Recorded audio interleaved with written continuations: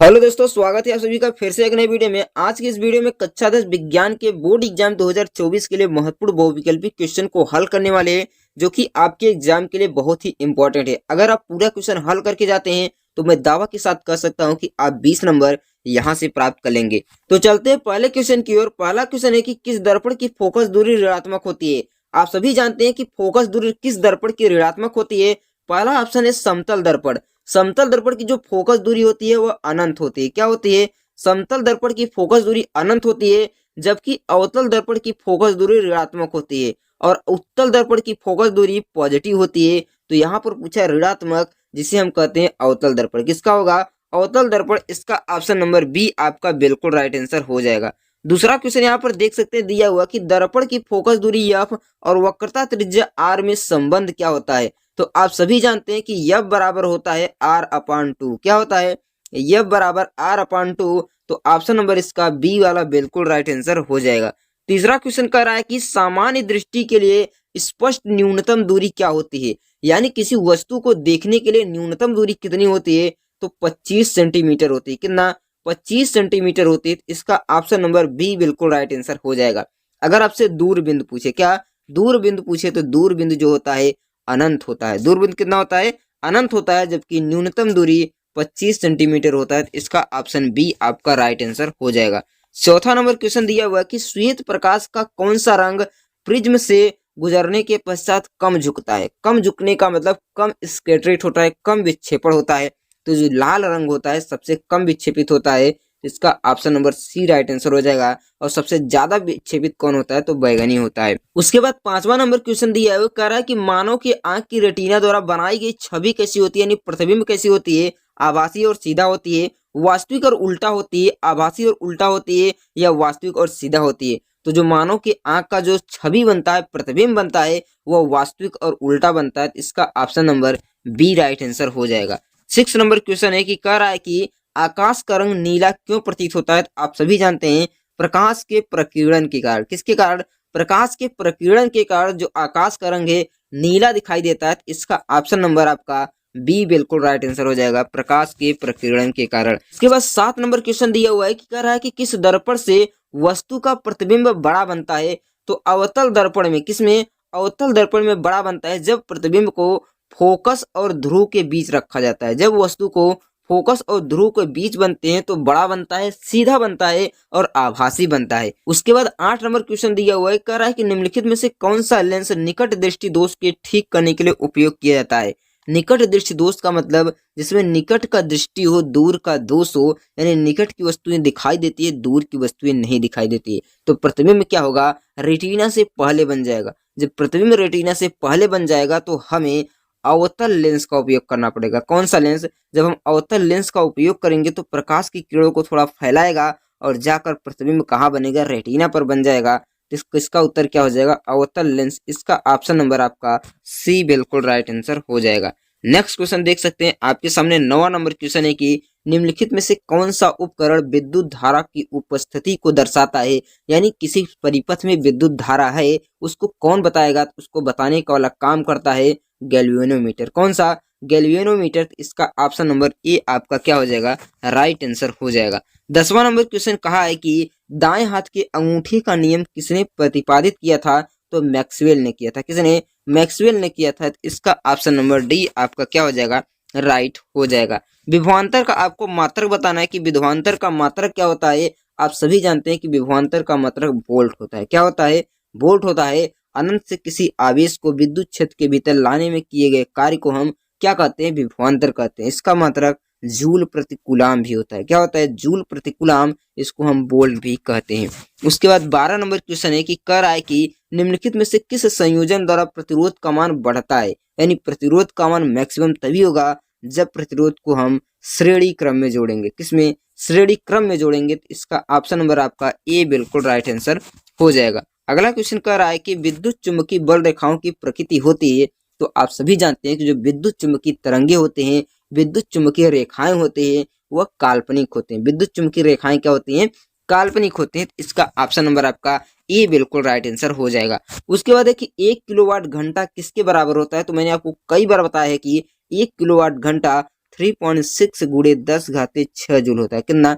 3.6 गुणे 10 घाते 6 जूल होता है। इसका ऑप्शन नंबर आपका सी बिल्कुल राइट आंसर हो जाएगा। 15 नंबर क्वेश्चन है कि नवीनीकरण ऊर्जा का स्रोत क्या है? नवीनीकरण ऊर्जा का मतलब जो नवीन ऊर्जा है, न्यू रिन्यूएबल एनर्जी है, वह होता है सौर ऊर्जा। क्या होता है? सौर ऊर्जा। इसका ऑप्शन नंबर आपका बी बिल्कुल राइट आंसर हो जाएगा। 16 नंबर क्वेश्चन कह रहा है कि कौन सा लेंस अपसारी लेंस भी कहा जाता है? कौन से लेंस को अपसारी लेंस कहा जाता है? इसका आंसर आपको मुझे कमेंट बॉक्स में बताना है कि किस लेंस को अपसारी लेंस कहा जाता है। बहुत ही आसान क्वेश्चन है। 17 नंबर क्वेश्चन है कि प्रकाश का प्राथमिक वर्ण कौन सा है? यानी प्रकाश का जो प्राथमिक रंग है, कौन सा प्राथमिक रंग है वो आपको बताना है। तो लाल, नीला, हरा, ये तीनों प्राथमिक रंग है। इसका ऑप्शन नंबर आपका डी बिल्कुल राइट आंसर हो जाएगा। 18 नंबर क्वेश्चन कह रहा है कि निम्नलिखित में से कौन सा नेत्र का रंगीन भाग होता है? तो जो नेत्र का रंगीन भाग होता है उसे हम आइरिस कहते हैं। तो इसका ऑप्शन नंबर आपका डी बिल्कुल राइट आंसर हो जाएगा। 19 नंबर क्वेश्चन है कि 1 हार्स पावर किसके बराबर होता है? तो 1 हार्स पावर जो होता है 746 वाट के बराबर। किसके? 746 वाट के बराबर होता है। तो इसका ऑप्शन नंबर आपका कौन सा सही हो जाएगा? ऑप्शन नंबर ए आपका बिल्कुल राइट आंसर हो जाएगा। 20 नंबर क्वेश्चन कह रहा है कि विशालक शीशा मैग्नीफाइंग ग्लास होता है। तो जो मैग्नीफाइंग ग्लास होता है वह अवतल लेंस, उत्तल लेंस, अवतल दर्पण या उत्तल दर्पण, कौन सा दर्पण होता है? तो अवतल दर्पण होता है। इसका ऑप्शन नंबर आपका सी बिल्कुल राइट आंसर हो जाएगा।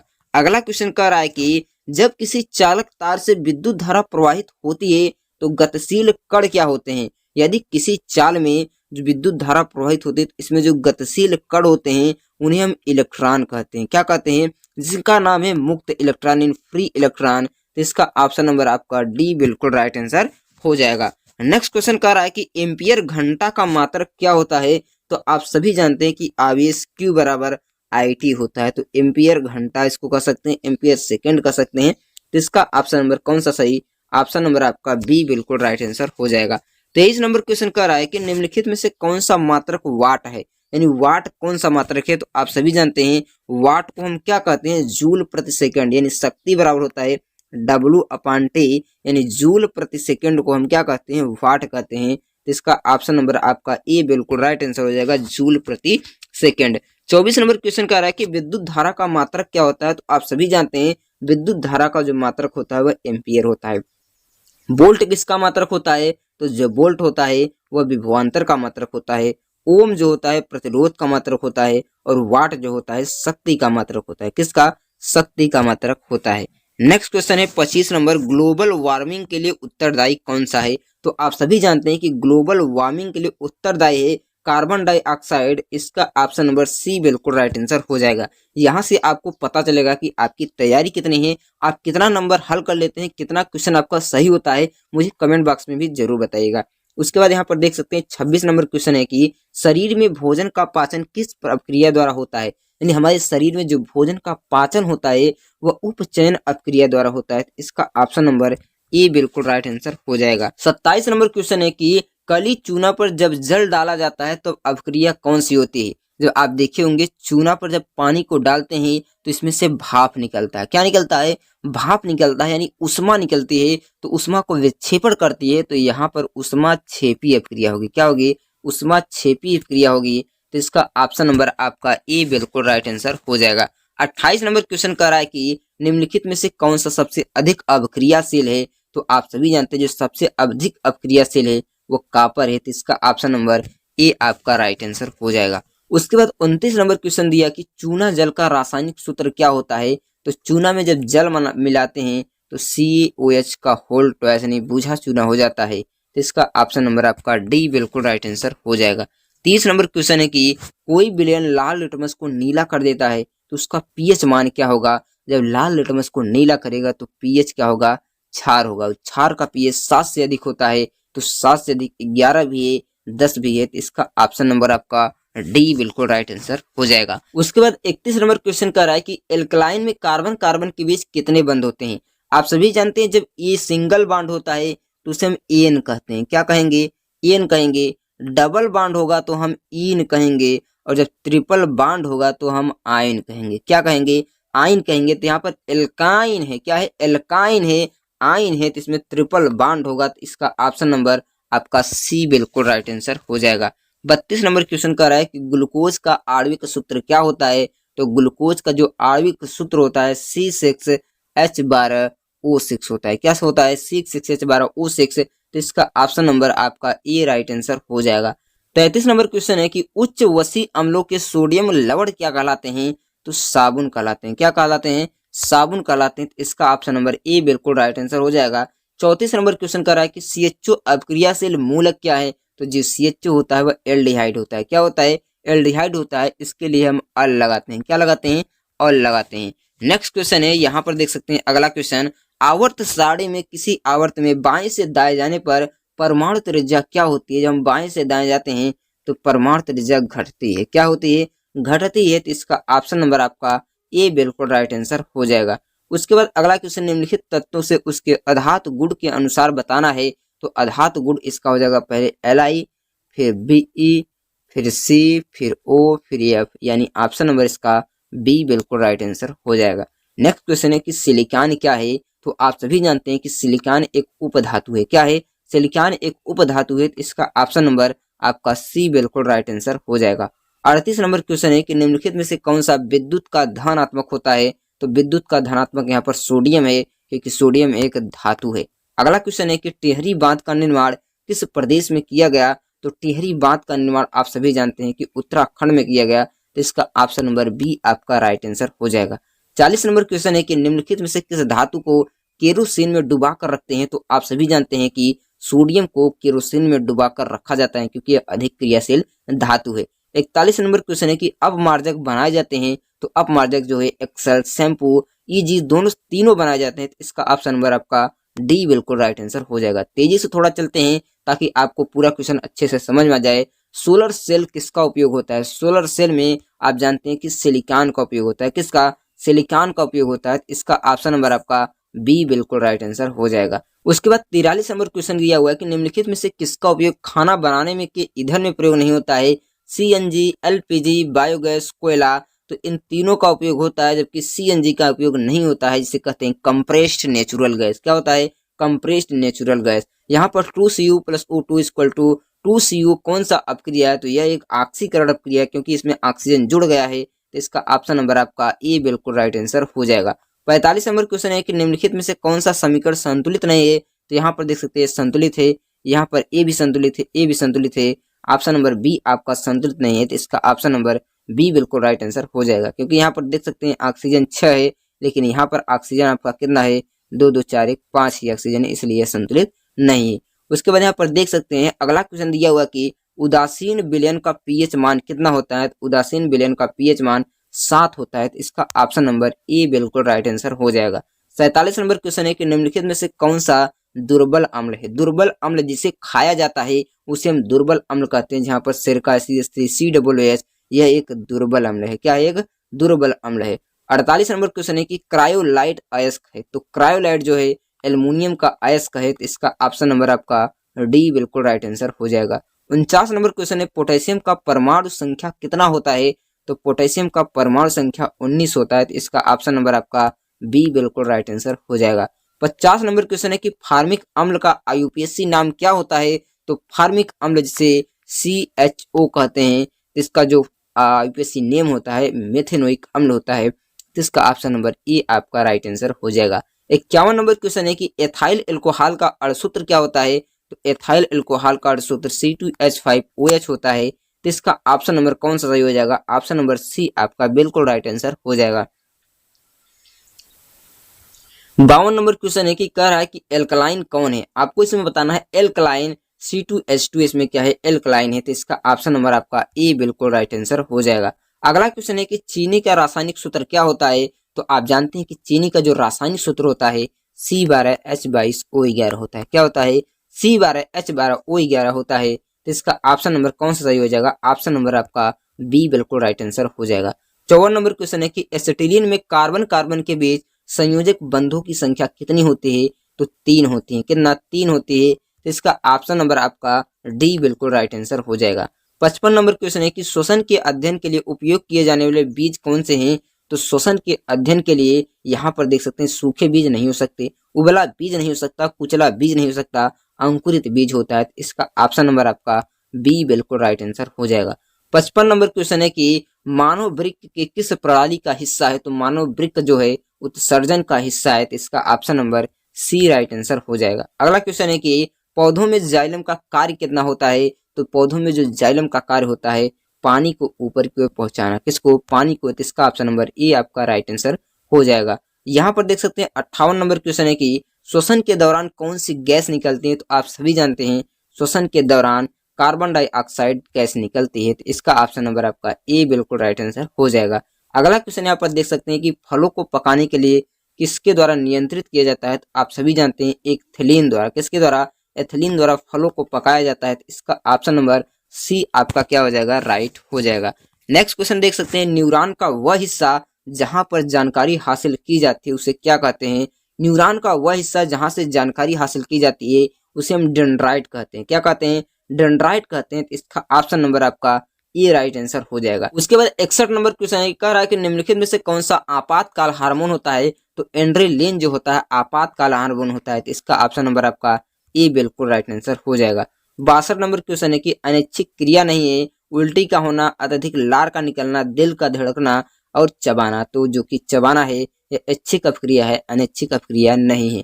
उसके बाद देख सकते हैं 63 नंबर क्वेश्चन है कि मानव में गर्भ की अवधि कितनी होती है? तो जो मानव में गर्भ की अवधि होती है 270 दिन होती है, तो इसका ऑप्शन नंबर ए आपका राइट आंसर हो जाएगा।